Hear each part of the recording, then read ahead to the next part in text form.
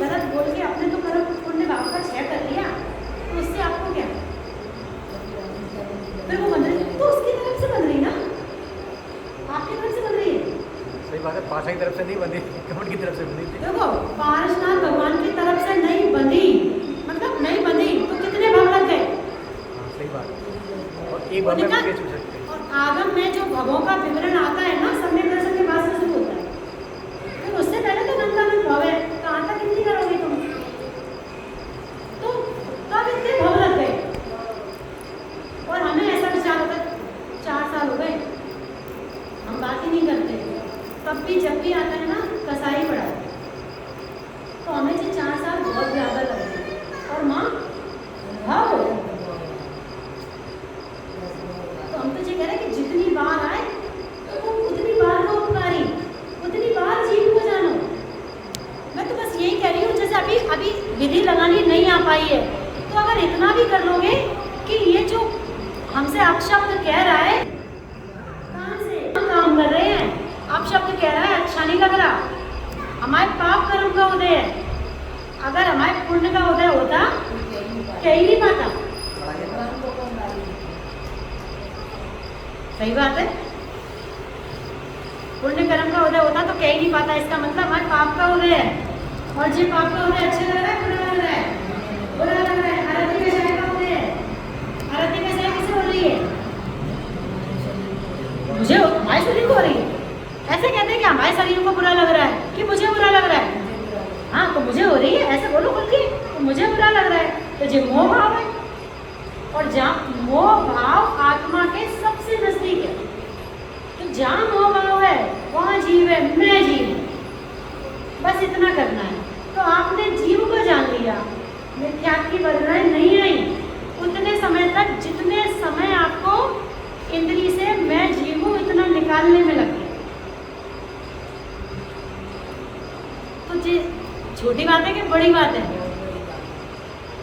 और एक बात और बताओ, सरल है कि कठिन है? सरल है। तो भाभी जी दिन में कितनी बार आते? आने लगा है, तो बहुत बढ़िया बात है। तो सब जिनको आता है वो अपनी बुद्धि को बहुत धन्यवाद करें, और जिन्हें नहीं आता तो जरूर एक बार विचार करें। नहीं वो मुझे लगता भी है, जवाब आते हैं तो जवाब से समझ में आ जाता है। तो हम तो ये कह रहे हैं कि भैया ऐसे उपकारी बार बार आए जो हमें हमारे कर्मों की निर्जरा करा के हमारे जीव की याद दिला रहे हैं। तो इनसे फिर द्वेष भाव होगा कि राग भाव? अरे राग नहीं होगा, द्वेष भी नहीं होगा, उससे तो अपनी आत्मा को जानोगे। कौन थे पापा वो? गोपाल दास जी बरैया। गोपाल दास जी बरैया की जो धर्म पत्नी थी वो उनसे अपना हुक्का भरवाती थी। हुक्का तो सब समझते होंगे ना, हुक्का भरवाती थी। तो एक बार क्या हुआ, वो स्वाध्याय करते थे मंदिर में आके, तो वो हुक्का भर के नहीं आ पाए जल्दी में। स्वाध्याय ऐसे ही सब पूरी सवाल लगी थी बड़ी वाली, वो वहीं से चिल्लाने लगी। तो ये समझ गए, इन्हें जिनवाणी विराजमान करी, घर गए, हुक्का भरा, कब कसाई नहीं करी उनने घर पर जाके, वहाँ घर नहीं, मतलब कसाई नहीं करी उनने अपनी पत्नी से। क्यों नहीं करी? चिल्लाना चाहिए था, ऐसे आना अच्छा लगता है ऐसे। उन्हें मालूम थी ये जीव जो आया है, जो पूर्व के जो कर्म हमने बांधे उसका उपकारी है। उन्हें वही नमस्कार किया, हुक्का भरा, फिर आए, फिर स्वाध्याय किया। कर्म उपकारी है, कर्म के लिए करवा रहे हैं। ये कह रहे हैं जितो बच्चे को और तो और कि वो धर्मपत्नी के रूप में आ गया तो दिन भर ही उपकार करेगा। जो पड़ोसी है, जिससे जो अपना दोस्त, जो बैरी है, जो कैसा है, वो तो जब मिलेगा तब करेगा। और धर्मपत्नी 24 घंटे उपकारी है, तो कितना पुण्य का उदय है उनका? किसी को चाहिए ऐसा पुण्य का उदय? वास्तविक घटना है ये वास्तविक घटना है।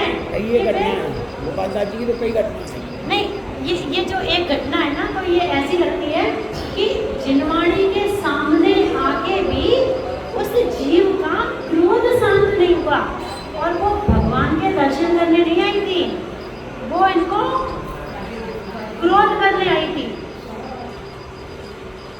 उनने वो शांति तो रहते थे, पर ऐसा नहीं सोचते थे जीत तो ऐसे ही है, हमें तो बात नहीं करनी, चुप रहो, आपका भैया। ऐसा विचार था उनका, तो क्या विचार था?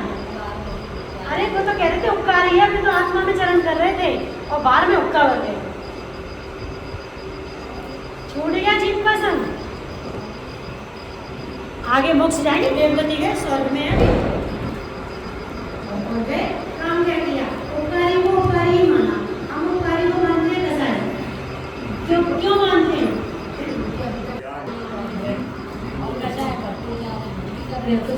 जवाब अच्छा है, और अच्छा जवाब दोगे? विपुल भैया बता।